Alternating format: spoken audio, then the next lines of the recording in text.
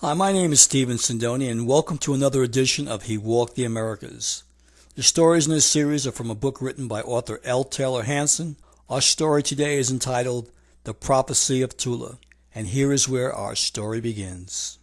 Some shimmering bits of his last oration with its strange revelations of the future have come down to us from that bitter evening when Kate Zal bid farewell to his weeping Toltecs. Usually he spoke at dawn, but this time it was almost twilight, and the weather seemed to fit the mood of the moment. Many were the tears mingled with the raindrops.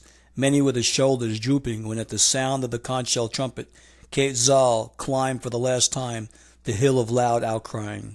He began by naming his successor, the new Quetzalcoatl, one of the most saintly from his priesthood. This had been known for the ritual of ordination, of laying of hands, and of the crown of Quetzal feathers, had been going on for days and evenings. Then at last he began speaking.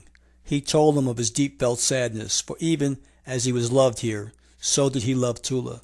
Here the happiest hours of his lifetime had been spent with his beloved Toltecs, but a strange burden had been laid upon him, and he could not endure its dark foreboding.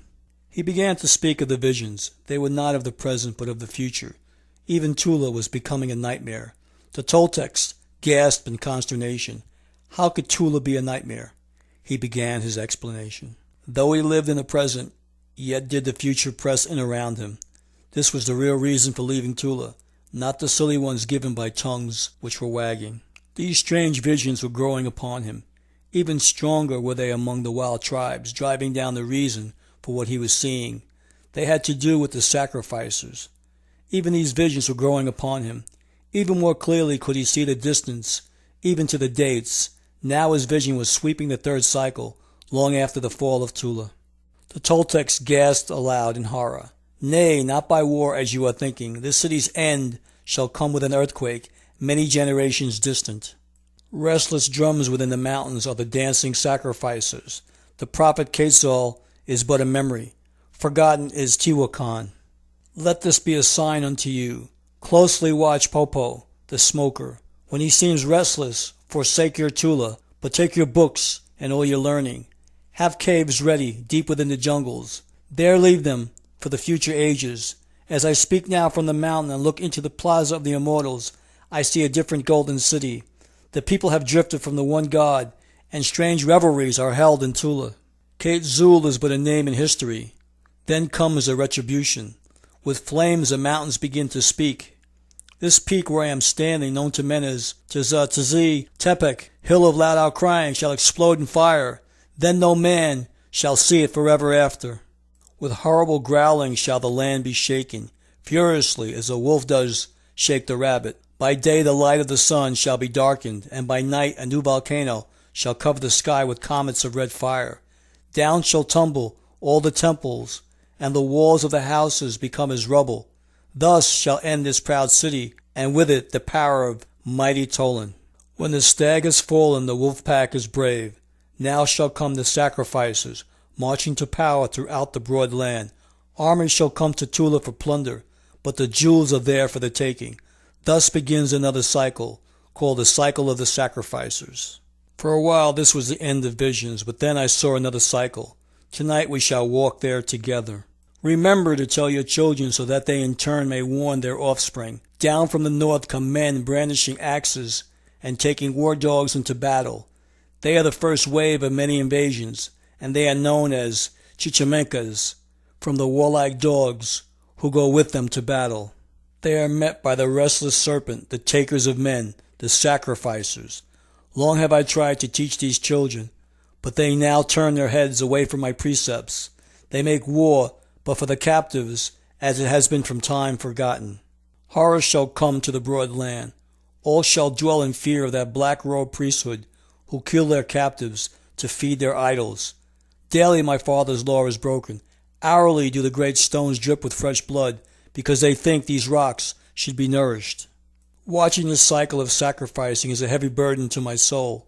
Poor, pitiful, misled people, listen carefully, that you may tell them my words after Quetzal is but a memory. There is a cycle beyond this one. If they do not heed this warning, before that cycle comes unto them, there is a man pale of feature, and like unto me bearded. Trust him not. He is not Quetzal. He leads the sacrificers into battle. He calls himself Huitzilpochtli, the bearded one who conquers. He shall later meet with a great warrior, and shall himself become a sacrifice to the idol of the tiger. Now the sacrificers march to power. Go, my people, to the jungles. Hide your treasures in the deep caves, especially the ancient histories. Most books have gone into hiding as the cycle spirals in horror, except those spared by the bloody priesthood. Learning has been conquered by the law of the jungle, but each day speeds the retribution. Mark you well, for there shall be portents. A strange star shall cross the heavens, and all the people looking upward, as the time grows even closer, shall remember tonight and the words of Quetzal. To one another they shall whisper, I fear the time has come upon us. Woe unto the sacrificers.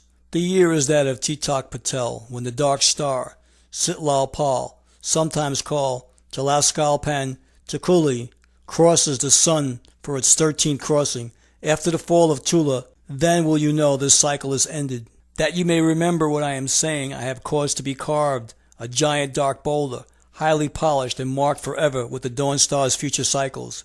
This rock has been placed in the temple.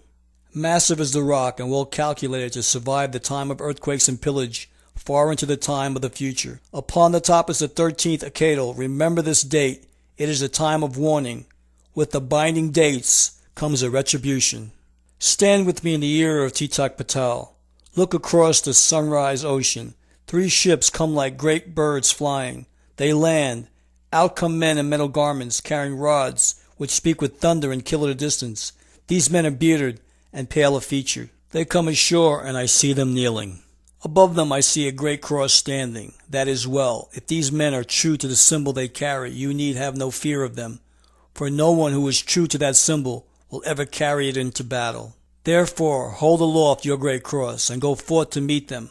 They cannot fail to know that symbol, and will not fire their rods upon it, nor upon these who stand in its shadow. Well, they know that what is done to my people is done also unto me. The prophet hesitated a moment, and then he continued more softly. When the years have come to their full binding, the metal-tipped boots of the strangers will be heard in all the bloody temples. Then throughout the broad land has begun the 3rd cycle. As yet, I cannot see beyond it. This is why I am leaving Tula. There is much work to be done among the wild tribes to turn heavy-handed destiny from them. I leave you then the most fundamental law of my Father for your guiding life pattern. Always love one another. For this night, Quetzal has spoken. Did Jesus walk in the Americas? Native American legend says that he did. In our next story, we will feature Jesus' travels through the Yucatan Peninsula in Mexico. I'd like to thank everyone for watching the Prophecy of Tula.